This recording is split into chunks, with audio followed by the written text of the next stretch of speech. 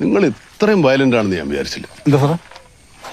അല്ല, നിങ്ങൾ നാട്ടുകാരെ എത്ര ഈസി ആയിട്ട് ഒരാളെ തല്ലിക്കൊന്നു കളഞ്ഞു. അല്ല, അതിപ്പം നമ്മൾ തന്നെ ആവണമെന്നില്ല സാറേ, പുറത്തുള്ളവരും ആവുമല്ലോ. ശശാങ്കൻ ആരെങ്കിലും സംശയമുണ്ടോ? ഇല്ല സാറേ. സാറിന് ആരെങ്കിലും ഉണ്ടോന്ന് ചോദിച്ചാ സാറിന് ആരെങ്കിലും സംശയമുണ്ടോ? ഞാൻ കൊടുത്ത പൈസ ബാലന് കുടുംബത്തിന് യൂസ് ആയില്ല, അതിലെനിക്ക് വിഷമമുണ്ട്.